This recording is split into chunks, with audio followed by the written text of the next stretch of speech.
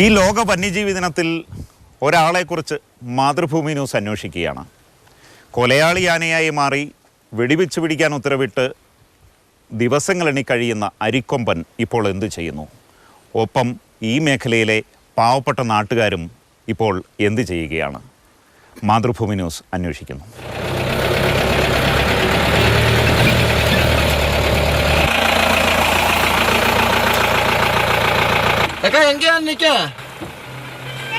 അരിക്കൊമ്പനാണോ?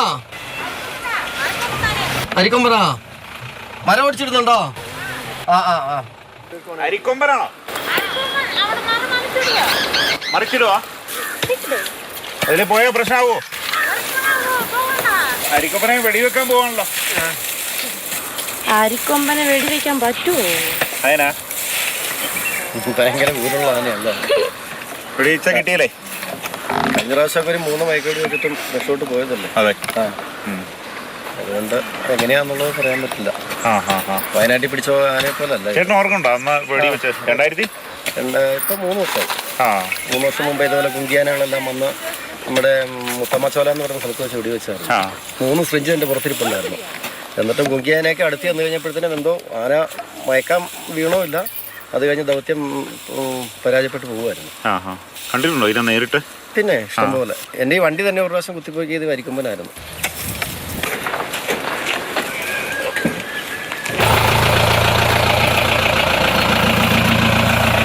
സ്ഥിരം അരിക്കൊമ്പനാ പ്രശ്നക്കാരനല്ലേ? ഈ 301 പട്ടയം കൊടുത്തുകൊണ്ടാണോ ആൾക്കാർ വന്നുകൊണ്ടാണോ ഇത്ര ശല്യം? അതൊക്കെ ഉള്ള സംഭവം. അതെ അല്ലേ? അതിന് ഞങ്ങൾ പണ്ട് കാലത്തൊക്കെ എത്ര ശല്യമൊന്നും ഇല്ലായിരുന്നു. നമുക്ക് 301 കോളനി കൊടുത്തു കാരണം പിന്നെ ഞങ്ങൾക്ക് ജീവിക്കുകയാണെങ്കിൽ ഏർത്തോട്ടൊക്കെ പോയി കഴിഞ്ഞാൽ ജീവിതം മുറ്റിപ്പോയതല്ലേ. അതുകൊണ്ട് 3 കൊണ്ടുപോയാലും കുഴപ്പമില്ല. 3 കൊണ്ടുപോകണം. 3 കൊണ്ടുപോകണം. ഇപ്പൊ 1 പിടിച്ചാലും ബാക്കി 2 ഉണ്ട്. ഞങ്ങളുടെ ജീവിതമാർക്ക് മൊത്തം കഴിയുമോ? ഈ ഏലത്തോട്ടത്തിൽ ഇതിന് ഈ തണ്ടിന് പറിച്ച് തിന്നുമോ? അതിലുണ്ട്. ഇപ്പൊ നമ്മൾ സ്ഥലത്ത് തോട്ടങ്ങളൊക്കെ മൊത്തം അടിച്ചു കഴിഞ്ഞു. നമുക്ക്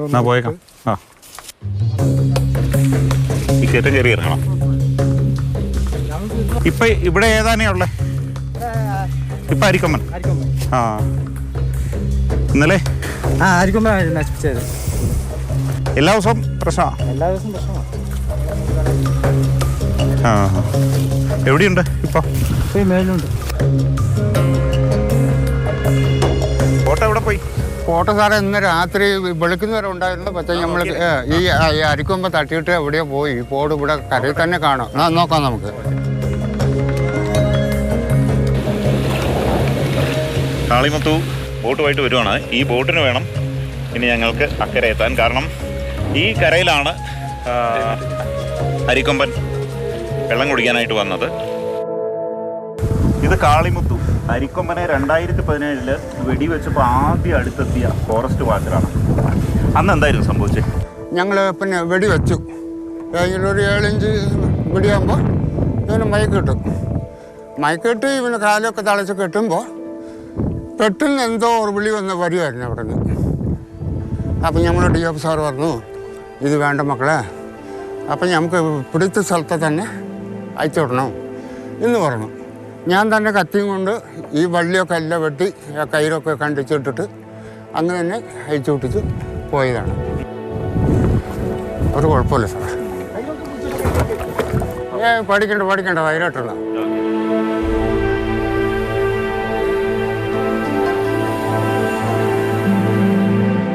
അങ്ങനെ മണിക്കൂറുകൾ നീണ്ട അലച്ചിലിനൊടുവിൽ അരിക്കൊമ്പനെ ഞങ്ങൾ കണ്ടെത്തി.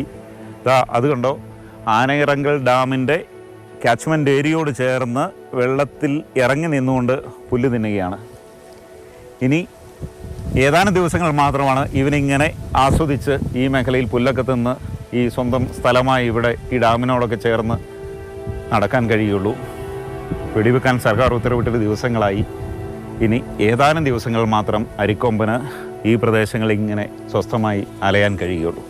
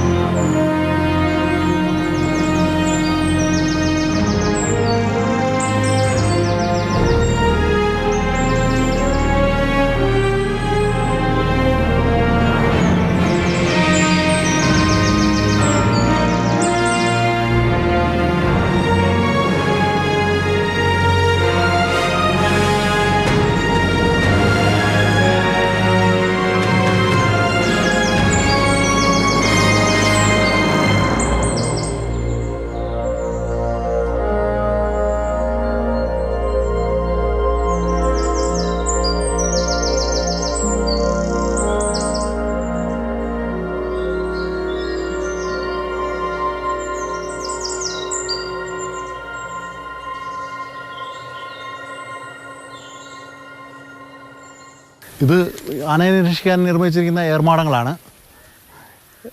ഈ രാത്രികാലങ്ങളിൽ ആന എങ്ങോട്ടാണ് പോകുന്നുള്ളത് നിരീക്ഷിക്കാൻ വേണ്ടി ഇവിടെ വന്ന് കാവൽ ഇരിക്കുന്നതാണ്. ഈ ആനയെ വെടിവെക്കാൻ ഉത്തരവിട്ടിരിക്കുന്നത് ഏറെ ആശ്വാസകരമാണ്. എന്നാലും ഇവിടെയൊക്കെ ഈ അരിക്കൊമ്പനൊക്കെ ഈ നാടിൻ്റെ പ്രൗഢിയായിട്ട് ബലം വന്നുകൊണ്ടിരുന്നതാണ്. ഇപ്പോൾ ഈ നാട് വിട്ടു പോകുന്നതിൽ ദുഃഖം ഉണ്ടെങ്കിൽ പോലും ഈ ആൾക്കാർക്ക്, ഇവിടുത്തെ കൃഷിക്കാർക്കും സാധാരണക്കാർ ആൾക്കാർക്കൊക്കെ ആശ്വാസമായി ഉറങ്ങാൻ പറ്റുള്ള അവസ്ഥ ഉണ്ടാകുമെന്ന് കരുതുന്നു.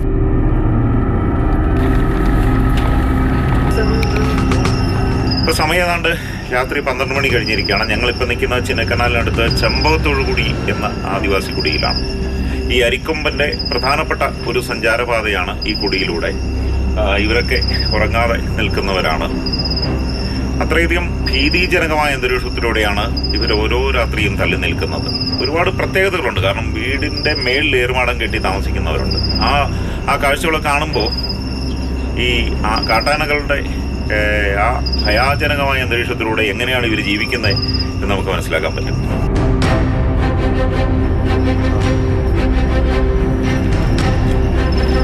ഭയങ്കര പൊക്കമാണല്ലോ.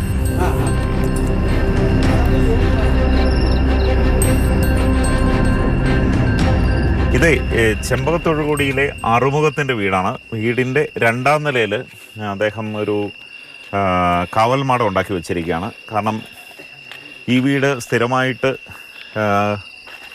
അരിക്കൊമ്പൻ നോട്ടമിടുന്നതാണ്.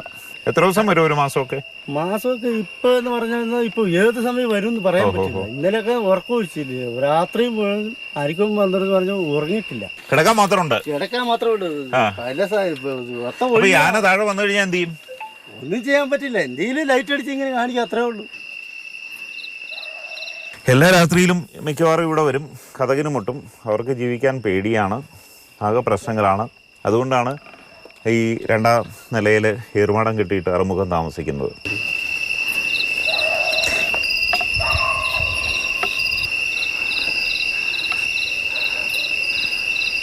അരിക്കൊമ്പൻ തന്നെയാണോ? ആണ്. ഇങ്ങോട്ട് വരുമോ? ഇത്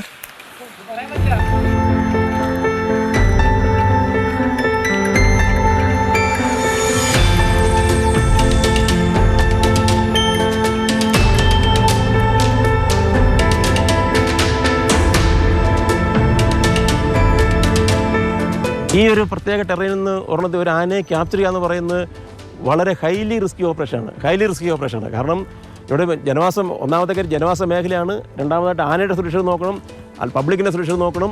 ഇതെല്ലാം കൂടെ റിസ്കി ഓപ്പറേഷനാണ്. പാലക്കാട്, വയനാടൊക്കെ ആനയെ പിടിച്ചു. പക്ഷേ അവിടത്തേക്ക് ടെറൈൻ വ്യത്യാസമുണ്ട്. പക്ഷേ നമ്മുടെ ഇവിടുത്തെ ടെറൈൻ എന്ന് പറഞ്ഞു കഴിഞ്ഞാൽ ഈ ഹൈറേഞ്ച് മേഖലയാണ്. ഇവിടുത്തെ ടെറൈന് വളരെ എൻ്റെ ഡിഫറൻസാണ്. അപ്പോൾ അതിനുവേണ്ടിയാണ് നമ്മൾ വയനാട് നിന്ന് ഒരു RR ടീം വന്ന് ഇവിടുത്തെ ടെറൈൻ, ഇവിടുത്തെ ഇതിനെക്കുറിച്ചൊക്കെ പഠിച്ചു. ഡോക്ടർ അരുൺ സക്രിയുടെ നേതൃത്വത്തിൽ ഇവിടുത്തെ ആ ടീം വന്നു. അപ്പോൾ ഇതിനെ നമ്മൾ എങ്ങനെ നമുക്ക് ഈ പ്രശ്നം സോൾവ് ചെയ്യാന്നതിനെക്കുറിച്ച് പഠിച്ചു. അങ്ങനെ വന്നപ്പോഴാണ് നമുക്കൊരു 2-3 ഓപ്ഷനായിട്ട് വന്നിരിക്കുകയാണ്. ഒന്നാമതായിട്ട് ഫസ്റ്റ് ഓപ്ഷൻ എന്ന് പറഞ്ഞിരിക്കുന്നത് നമ്മൾ ഈ ആനയെ ഇവിടെ നിന്ന് പിടിച്ച് റേഡിയോ കൊണ്ട് ഇത് റീലൊക്കേറ്റ് ചെയ്യുക എന്ന് പറഞ്ഞാൽ ഇവിടെ നിന്ന് പിടിച്ച് വേറെ സ്ഥലത്തേക്ക് മാറ്റുക. അല്ലെങ്കിൽ അത് നമുക്ക് സക്സസ് ആയില്ല എന്നുണ്ടെങ്കിൽ രണ്ടാമത്തെ ഓപ്ഷനാണ് പറഞ്ഞിരിക്കുന്നത്, ഇതിനെ നമ്മൾ ക്യാപ്ചർ ചെയ്ത് ഇതിനെ മറ്റൊരു സ്ഥലത്ത് കൂട്ടിലേക്ക് മാറ്റുക. അതിനായിട്ട് നമുക്ക് കിട്ടിയിരിക്കുന്ന കോടനാടാണ് തൊട്ടടുത്ത സൗകര്യപ്രദ ആനക്കൂടുന്ന കോടനാട്ടിലേക്ക് മാറ്റുക.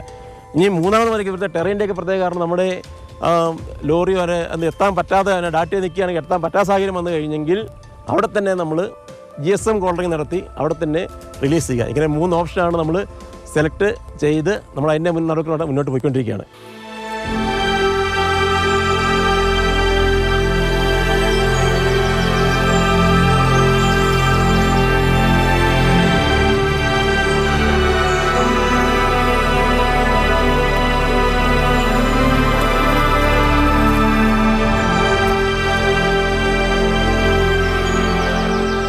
രാവിലെ 5 മണി മുതൽ 10 മണി വരെ കിടന്നുറങ്ങും. അതിനുശേഷം ഈ ഡാമിൻ്റെ വെള്ളത്തോട് ചേർന്ന് കിടക്കുന്ന നല്ല പച്ചപ്പുല്ല് പറിച്ചെടുത്തിട്ട് നന്നായി വെള്ളത്തിലിട്ട് കഴുകിയിട്ടാണ് തിന്നുന്നത്.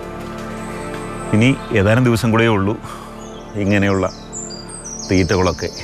അരിക്കൊമ്പൻ അറിയുന്നുണ്ടോ? ഡോക്ടർ അരുൺ സക്കറിയ തോക്കൊക്കെ റെഡിയാക്കി വെച്ചിരിക്കുകയാണ്. എന്തായാലും ഈ വന്യജീവി ദിനത്തിൽ അരിക്കൊമ്പൻ്റെ ഒരു ചെറിയ കഥ പറഞ്ഞു. ക്യാമറമാൻ ബിനു തോമസിനും വിനീഷിനുമൊപ്പം ആനയിറങ്കൽ ഡാമിൻ്റെ പരിസരത്ത് നിന്ന് ബിജു പങ്കജ്, മാതൃഭൂമി ന്യൂസ്.